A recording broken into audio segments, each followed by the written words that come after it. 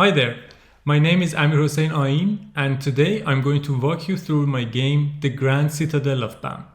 But before we dive into the game, a bit of context about BAM.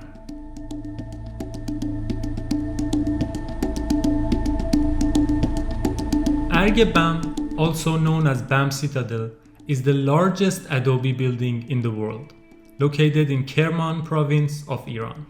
It could be tracked back to Hachamaneshi Empire or Achaemenid Empire, known as the First Persian Empire, 550 BC. In the architectural form of the citadel, there were two distinct parts. In the most internal wall, the king's part, holding the six structures positioned on ascending levels of a hill: the main gate, barracks, stable, mill, bathhouse, and the four-season house. Surrounding the king's place, there was a ruled over part.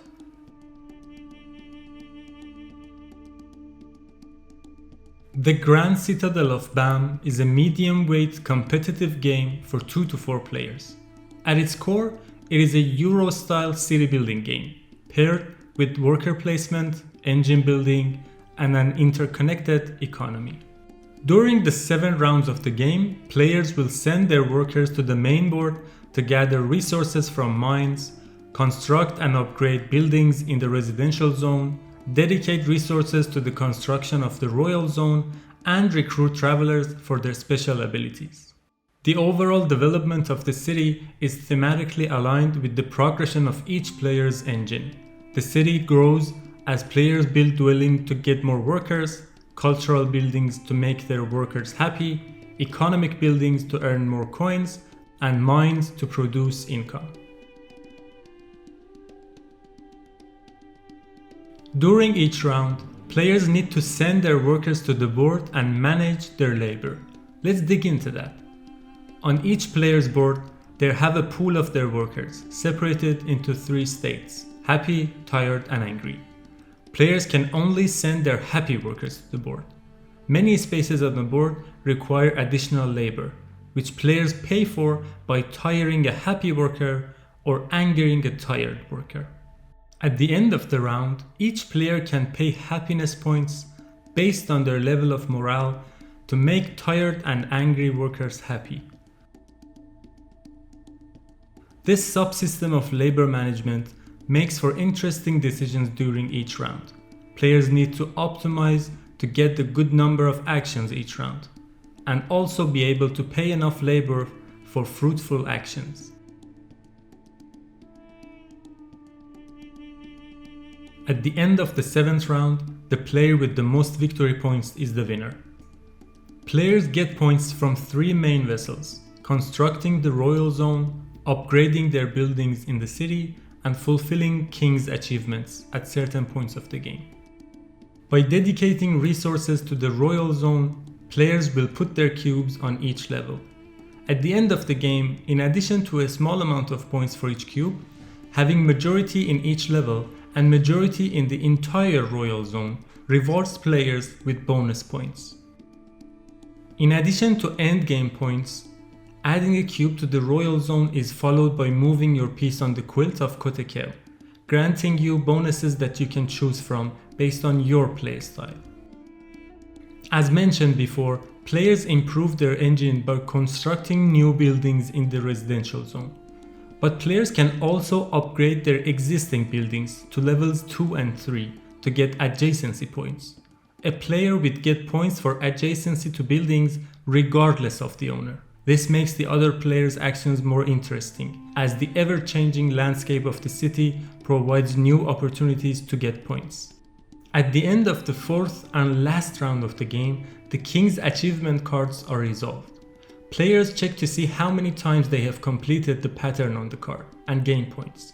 Combining this with the adjacency points mentioned before, players can construct buildings in a way that triggers multiple conditions at once. Players can bring a great deal of variety to each game by constructing special buildings and recruiting travelers. Special buildings add action spaces to the board for all players to use.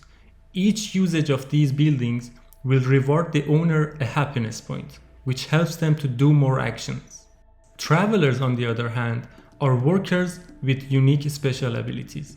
Players can recruit travelers to bend the rules of the game and perform combos beyond what is available with normal workers. For instance, I can build a cultural building with Molla to immediately make all my workers happy. Or maybe I have the clown, which gives me a gold whenever any player's morale is increased. Having the cult leader will give me 1 point for each 2 workers I have at the end of the game.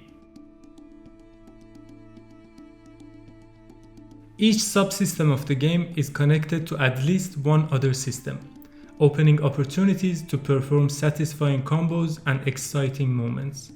Let's look at a few examples.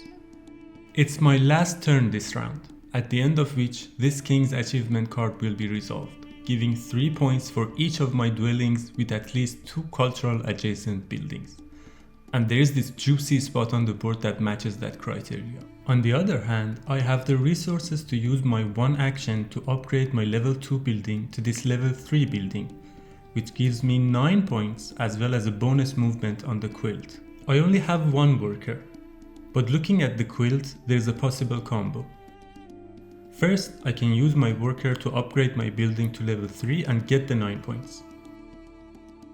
Then, I can use the bonus quilt movement to move to this spot. That gives me a build action.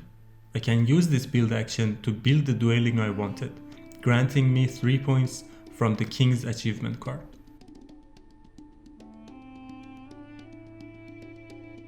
I've been in a tight race with this player to get the bonus 8 points before her. I have gathered a lot of resources, but I don't have enough time to increase both my population and economy to beat her. On the other hand, the pink player has used the traveler to put an additional cube on this spot, making it so much more difficult for me to compete for the majority of this level. What I can do is to build an economic building which moves me up the economy track. This spot will grant me a royal build, which I will use to fill this spot. Building this royal rewards me a movement on the quilt, which I will use to upgrade my population. And this spot gives me another royal build action, which I can use to fill the last spot. There is a lot more to this game, but I hope this video gave you a clear idea about how the game works and how it creates memorable moments for players. Thank you for your time.